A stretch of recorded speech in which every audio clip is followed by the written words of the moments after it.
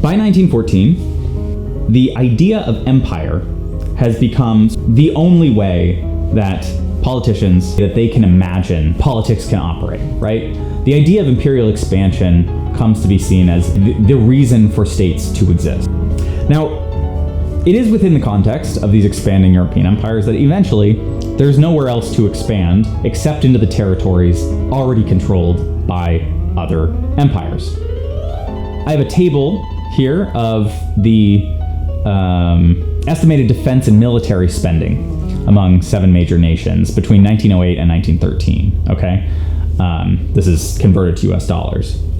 And as you can see, in just this 5-year period, many of these budgets that are put towards defense, towards armaments, double. It seems that everyone in Europe is preparing for war, or at least preparing for the possibility that a war will take place.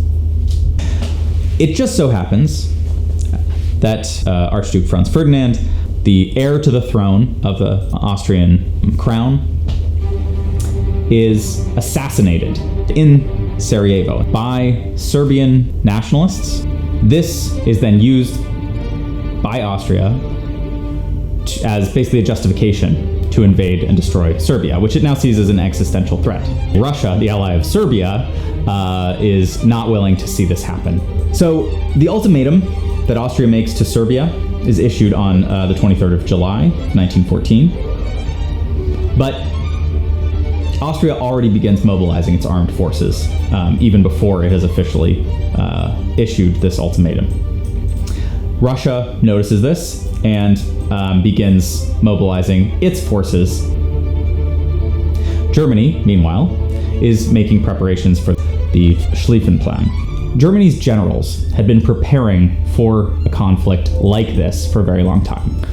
The main plan that Germany had laid out in the pre-war years was something that comes to be known as Schlieffen Plan. This essentially is a way that Germany's generals worked out to try to avoid the nightmare scenario of a two-front war between Germany and France on the one side and Russia on the other. Is essentially a plan whereby German troops would very quickly take over France by invading through the neutral countries of Holland and Belgium, quickly capturing the capital in Paris, and from there, if necessary, staging further takeover of the rest of France, moving south. This, it was thought, could be accomplished in just a couple of weeks, and it would free up the rest of the German military, basically, to focus on an eastern campaign against Russia.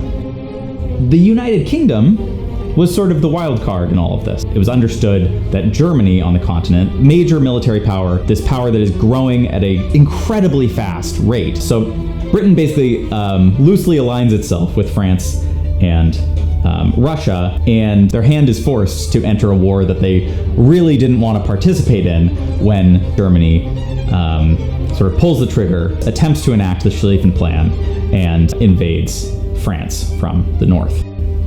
Britain enters the war not theoretically to defend France necessarily, but because it had an obligation to defend Belgium. Now, Germany had hoped it would renege on this obligation, this alliance that it had with the neutral country, but it does not. And so on August 4th, Britain, too, declares war on Germany.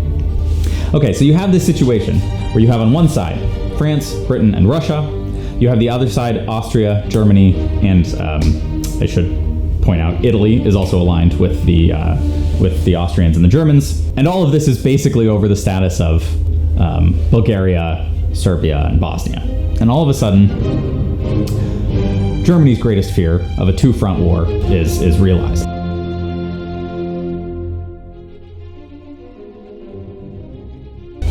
Now, it's important to remember that Germany was at a disadvantage in the event of a long, drawn-out conflict. Why? Because Germany was the only country in Europe that did not have basically self-sufficient food supplies. It imported more of its food supplies than the rest of the belligerents. And unlike Britain, which had a vast array of colonies, close connections with the United States, essentially the ability to supply its own island with whatever materials was necessary. Germany did not have that luxury. The spur of industrial production, though, that takes place as a result of the war footing that Germany finds itself on is unprecedented in the history of the world at this point. As soon as the war breaks out, it's clear to all of these powers that they're going to need a heck of a lot more money to pay their soldiers, to buy, to build weapons, to buy weapons, than they had in terms of reserves of gold. Most of these loans come from the United States, and all of the powers have essentially the same strategy in mind, which is that if they win the war, they will be able to extract reparations payments from the countries that lose. And those reparations payments will then be able to pay off the enormous war debt that the powers have built up over the course of the war.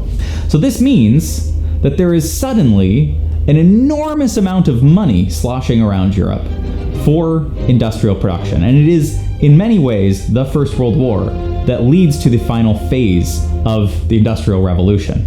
The levels of industrial production that come into being in Germany as elsewhere in Europe as a result of the need to produce more and more industrial equipment, vehicles, building roads, guns, tanks eventually, as well as massive increases in food production because it needs to supply its troops. All of these things have a lasting impact on Germany and on the German economy, even in the post-war era and even to this day, frankly. When war was declared in Berlin on the 4th of August, 1914, popular sentiment reached a fever pitch. So generally, pretty much everybody was deeply in favor of a war. There was a sense that Germany was being treated as a cultural inferior of the Western powers. Remember, this anxiety about Germany's status, Germany's sort of little brother status relative to the larger Western powers, France and Germany, dates back for generations, right? So prior to Napoleon, we're going all the way back to Julius Caesar, arguably. This sense that Germany has not been properly respected. And so the war appeared to be an opportunity for Germany to decisively sort of establish itself as the preeminent power in Europe. Remember, since unification, Germany had not been challenged to fight a sort of a serious, protracted conflict. And a sense of nationalism was just in the air, right? Germans were not the only people to rally for the cause of the war. In fact, as a little prelude to what's going to happen in the future, here's an image of a rally taking place in support of Germany, sort of a nationalist, patriotic gathering. And here in the middle is a young Austrian who finds himself caught up in the fervor and this sort of nationalist sentiment. And of course, this image, it's quite extraordinary that it exists at all. This is an image of Adolf Hitler. But generally, sentiment, political patriotism, sentiment in favor of the war was widespread across a lot of the German public. In Wilhelm II's address to the German people on the eve of war, he wrote, quote, "I thank all of you for the love and loyalty that you have shown me these past days. These were serious days like seldom before. Should it now come to battle, then there will be no more political parties. I too was attacked by the one or the other party. That was in peace. I forgive you now from the depths of my heart. I no longer recognize any parties or any confessions. Today we are all German brothers, and only German brothers.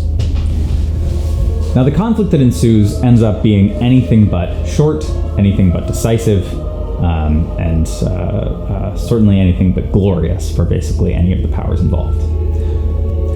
Germany's Schleifenplan quickly fails. It becomes clear that the only way that any side is going to win is through a war of attrition. The advent of trench warfare, which is essentially digging miles-long trenches, sitting in those trenches, and shooting at anything that moves towards your trench, become really the only viable option in a world where you have the advent of things like machine guns, rapid-fire weapons, that can mow people down, essentially,